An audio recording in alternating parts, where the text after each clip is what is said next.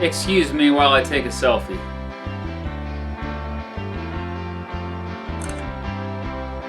Most people these days tend to automatically smile when a camera is pointed at them, but you may have noticed that I did not smile as I took that selfie. Why didn't I smile? Well, why should I smile? If it's forced, right? But it's what we do. Well, now, anyway. If you look at old photographs, a lot of people were not smiling. Why didn't people smile in old photographs? And why do they tend to smile now the moment a camera is pointed at them? To understand why people didn't originally smile in photographs, you need to understand both the history of the photograph and a little art history as well. Before the photograph, the only way we knew what people or things looked like was by paintings. Some of these painters were masters at realistically depicting people. Realism, or naturalism, is the attempt to represent subject matter in art truthfully, and realism was particularly big in the 1800s. So, if someone is painted as realistically looked, of course they usually would not be smiling. Imagine if you walked around everywhere smiling at all times. Not only is that not realistic, you might freak some people out. In fact, they might think you are a little crazy.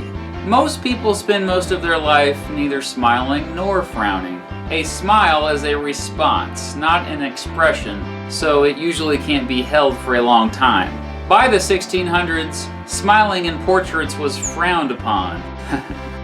It was so taboo that only the poor, drunk, innocent, or children smiled in portraits. Basically, people believed that if you smiled in a portrait, you would be preserved in time and remembered in history as a fool. Because it was very expensive to get a portrait painted of yourself, most people rarely had the opportunity to get one. So when they did, they wanted to be remembered as an idolized version of themselves, not as some jokester. When artists chose their subjects and painted them, they only tended to paint smiles for those who society already looked at as fools or childish.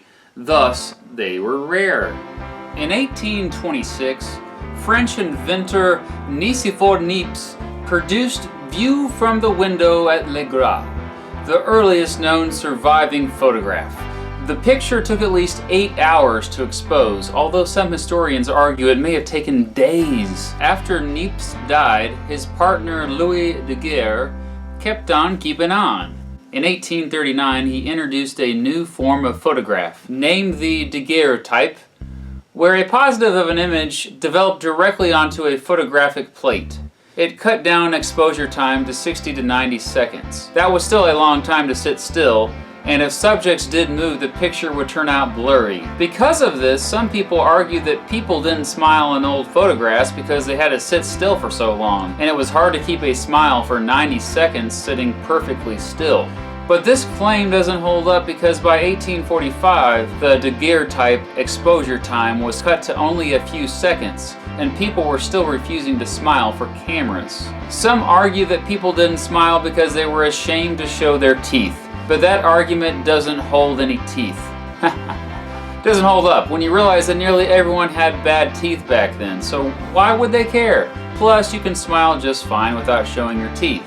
The main reason why people didn't smile in old photographs is actually just because of the culture. During the Victorian era in particular, a small, tightly controlled mouth was considered beautiful. In fact, photographers during this era told their subjects to say prunes to make them purse their lips together. Also, just like with portrait paintings before, only the rich could afford to be photographed in the early days, and often it was such a big occasion that it may be the only time they were photographed in their entire lives. They didn't want to be remembered with a foolish smile on their face. Even Mark Twain, who consistently made people laugh, did not smile in photos.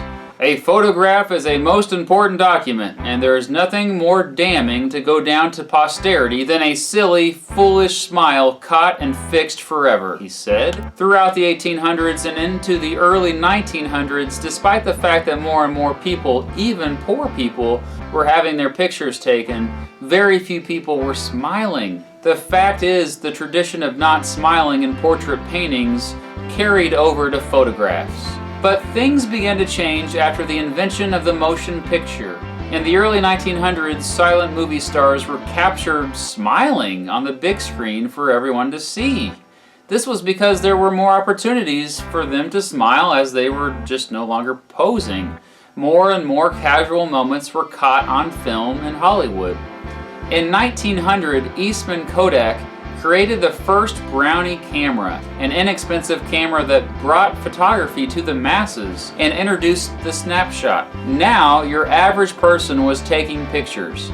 Photography became a hobby for everyone, and capturing everyday moments, including more and more moments with smiles, were common. The phrase, "say cheese," which is supposed to cause people to smile for pictures, in case you didn't know, was apparently first used in the 1940s. This is evidence that people by that time were used to smiling for pictures. When you search the terms 1900 smiling for pictures in Google Images, notice the images that come up. Now here's the 1910s smiling for pictures. And 1920s smiling for pictures. Notice the change? The rise of people smiling for photographs coincides with the rise of the motion picture. Today we have the duck face. That's like a whole nother video to explain how we got to that point. But what still dominates picture taking is that smile. The fact that we just can't help but automatically smile when a camera is pointed at us. And for that, as well as for the duck face, we have the rise of technology to thank, beginning with Kodak and the motion picture. Speaking of motion pictures, thank you for watching this motion picture.